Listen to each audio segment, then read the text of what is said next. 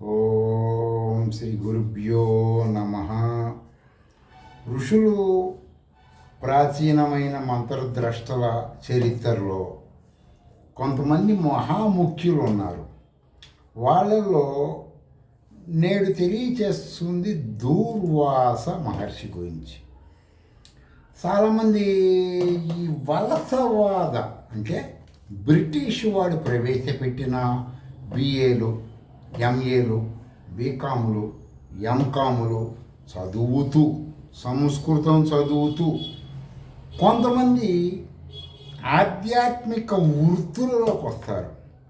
అది శృతి ప్రామాణికంగా కొన్ని గెస్సింగ్ చేయటానికి పనికిరారు. అర్థమైందండి? చిన్నప్పటి నుంచి వేదం చదువుకొని ఆధ్యాత్మికంలో ఉండి శ్రీ విద్యలోకి వచ్చిన వాళ్ళ ముందు వీళ్ళు నిలబడలేరు. ఎంత డబ్బున్నా, వలసవాద విద్య ఉన్నా, అనేక రకాలమైనటువంటి టక్కుటమార మాటలు చెప్పిన ఉపయోగం ప్రాక్టికల్గా ఉండదు. ఎందుకని ఉండదండి అంటే ఇవన్నీ దూర్వాస మహర్షి అని అనరు కాబట్టి. అర్థమైందండి? శృతి ప్రామాణికమైన గ్రంథము వ్యాకరణం రీత్యా దూర్వాసో, సో అంటే ఓ వస్తుంది.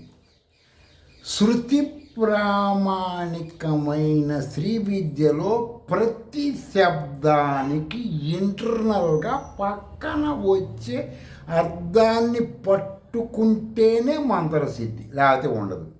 కొంతమంది క్రోమ్ అని చదువుతారు. క్రోమ్ అన్నప్పుడు ఓం వస్తుంది. అలా గెస్సింగ్ చెయ్యాలి, అప్పుడే మంత్రాలు పనిచేస్తాయి. లేకపోతే అనేక మంది బాలామంత్రం కోట్లు చేసాం, భైరవుడు చేసాం, చిన్నమస్తా చేసాం, పెద్ద మస్తా చేసాం, బుల్లి మస్తా, ఇవన్నీ పులిహార మాటలే. ప్రాక్టికల్గా దిగితే గడగడగడగడలాడిపోవాలి. ఎవరో మంత్రదేవత, ఎవరిని చూసి? సాధకుని చూసి. అది సబ్జెక్ట్. అర్థమైందండి? దూర్వాసో అనాలండి. ఈయన దూర్వాసో మహర్షి. ఈయన వచ్చేసి అత్రి మహర్షి. త్రిమూర్తులు తర్వాత వచ్చేసి ఈ కొన్ని కారణాలతో తపస్సు చేస్తున్నప్పుడు అత్రి సినిమాల్లో ఉన్న వాటికి మీరు శృతి ప్రామాణికమైనటువంటి ఆధ్యాత్మిక నక్కకి నాగలోకానికి ఉన్న తేడా ఉంటుంది. సినిమాలలో ఉన్న ఆధ్యాత్మికం అంతా దీనికోసం, శృతి ప్రామాణికంగా దానికోసం కాదు. జిహ్వేంద్రియం గుహ్యేంద్రియం జయించి నేర్చుకునేది శృతి ప్రామాణిక జ్ఞానం. అర్థమైందండి? సరే, ఈ త్రిమూర్తులు ప్రసాదించినటువంటి అనేవాళ్ళు తపస్సులు ఉన్నప్పుడు అత్రి మహాముని వాళ్ళకి చేసిన సహాయాలు అతిరిగితే ఒక వరం ఇస్తారు. ఆ వరము వలన జన్మించిన వాడు దూర్వాసో మహర్షి. అనసూయ గర్భంలో అత్రి మహర్షి యొక్క భార్య అనసూయ. ఈ అనసూయ గర్భంలో పెరుగుతున్న సమయంలో ఈ అత్రి మహర్షి అనబడేటువంటి ఆయన మీద అక్కడ దగ్గరలో హయ వంశము. హయ అంటే మీకు గతంలో వీడియోలో చెప్పాను నేను. మహిష్మతి యొక్క రాజ్యానికి సంబంధించిన వారసులు బిఫోర్ వాళ్ళని హయ అంటారు. అంటే ఈయన కార్తవీర్యార్జునుడు వీళ్ళందరూ ఆ వంశకి సంబంధించిన వాళ్ళు. ఈ అత్రి మహర్షి మీద కోపముతో, ద్వేషముతో చాలామందికి కూడా ఆనాటి కాలంలో తీసుకుంటున్న ఆహారం రీత్యా, చుట్టుపక్కల ఉన్నటువంటి సమాజం రీత్యా సోషల్ యానిమల్స్ అంటారు. ఆధ్యాత్మిక వృత్తులలో ఉన్న వాళ్ళ కొంతమందిని సోషల్ యానిమల్స్. అర్థమైందండి? అంటే పశు ప్రవృత్తి ఇంకా పోని వాళ్ళు ఆధ్యాత్మిక వృత్తుల్లో ఉంటూ కూడా. సరే, వాళ్ళలో ఈ హై వంశంలో సహజంగా రాజవంశంలో బ్రహ్మజ్ఞానం తెలిసిన వాళ్ళు ఉన్నారు, అతి చండాలులు ఉన్నారు. ఈ యొక్క అత్రి మహర్షి మీద పగతో ఈ యొక్క అనసూయ మీద గర్భములో ఉండే శిశువు మీద క్షుద్ర ప్రయోగం చేస్తారు.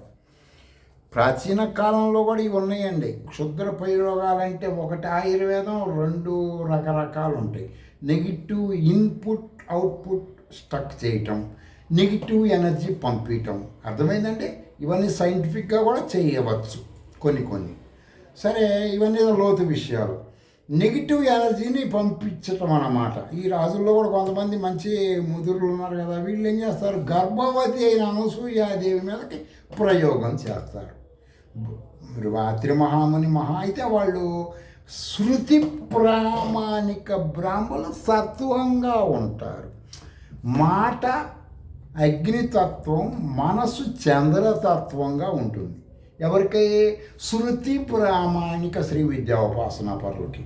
సరే, ఈ అత్రి మహామునికి తెలుసు, బాధపడుతూ ఉంటాడు. ఏనాడేం కర్మ జరిగిందో, ఈనాడు నా త్రిమూర్తుల వారంతో జన్మించేవాడి మీద ప్రయోగం చేస్తారా అని చెప్పి అంటాడు. గతంలో కూడా మీకు శవణ మహర్షి గురించి చెప్పాను. గర్భంలో ఉన్నప్పుడే ఆ యాక్టివేషన్ అయ్యి వాళ్ళ ఆత్మజ్ఞానంలో కారణజన్మ.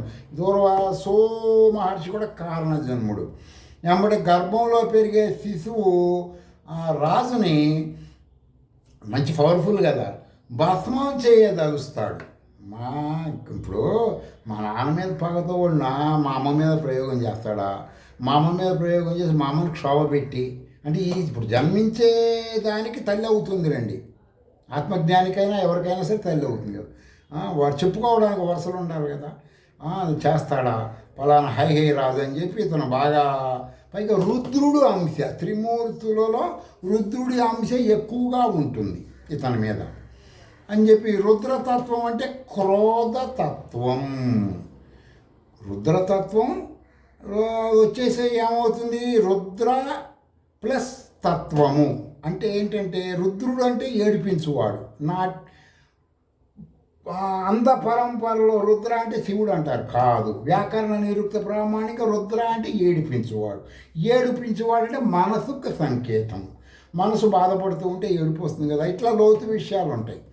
సరే, ఈ క్రోధతత్వంగా మారి గర్భములో ఉన్న శిశువుకి ఈ లక్షణంగా మంచి ఇలాంటి పనులు చేస్తారా అని చెప్పి మామూలుగా పెరిగి పెద్దవాడయిన తర్వాత సాత్వికంగా ఉండవలసినటువంటి ఈ దూర్వాసో మహర్షి ఈ హై రాజుల యొక్క ప్రయోగం వలన గర్భంలోనే క్రోధ భట్టారికగా మారిపోతాడు. అర్థమైందండి? ఆయన క్రోధానికి కారణం ఏంటి? గర్భంలో ఉన్నప్పుడే అతని మీద ప్రయోగం జరిగింది. అతను చచ్చిపోవాలని రకరకాల ఊహలు. వాళ్ళ అమ్మగారు బాధపడాలి, వాళ్ళ నాన్నగారు అల్లవాలి, అది ఇది రాజుల దగ్గరికి వచ్చి దేహి దేయాలి. ఏనాటికి ఉత్తమ శ్రీ విద్యా ఉపాసకులు చెయ్యి ఇలా ఉంటుంది, ఇలా ఉండదు, గుర్తుపెట్టుకోండి. అర్థమైందండి? వాడు ఎప్పటికీ కూడా చెయ్యి భూమినే చూస్తుంటుంది, ఆకాశాన్ని చూడు, దేహి అనే మాట రాదు.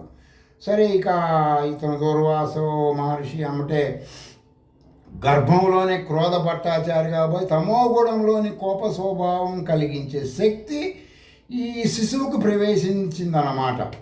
అర్థమైందండి? ఈ శిశువులోకి ఎప్పుడైతే ఆ రుద్రుడు అంశ ఉన్నాడో వెంటనే ఇతనిలోకి ఏం ప్రవేశించింది? ఆ యొక్క క్రోధ అంశ ప్రవేశించింది. ప్రవేశించి తల్లి గర్భములో ఉన్న దూర్వాసో మహర్షి కోపానికి ఆ రాజుగారు భస్మం అయిపోయాడండి. అర్థమైందండి? గతములో శవణ మహర్షి గురించి కూడా మీకు చెప్పాను, వాడు గర్భంలోనే వింతల విశేషాలు చేశారని. కాబట్టి ఋషులు కారణ జన్ములు కదా.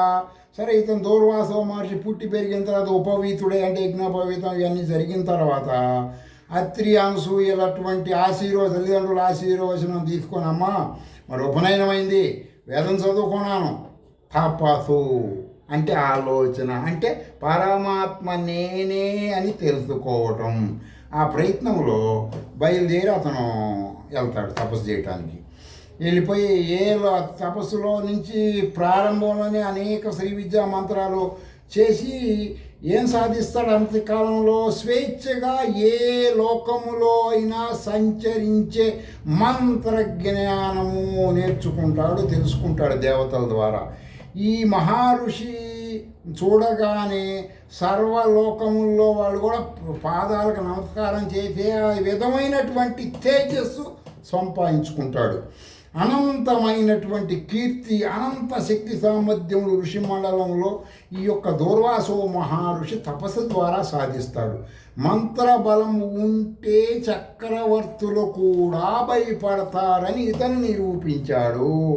కాబట్టి బ్రాహ్మణ కులములో పుట్టి వైదిక వృత్తులలో ఉన్న ప్రతి ఒక్కడు ప్రాథమికముగా సంధ్యావందనం చేసి గాయత్రి బలము సంపాదిస్తే ఎవరైనా ఇతనిని చూస్తే ఒక ఇంప్రెషన్ అవుతూ ఉంటారు. మీరు అది చెయ్యకుండా ఎంత వేషాలు వేసినా ఉపయోగం ఉండదు.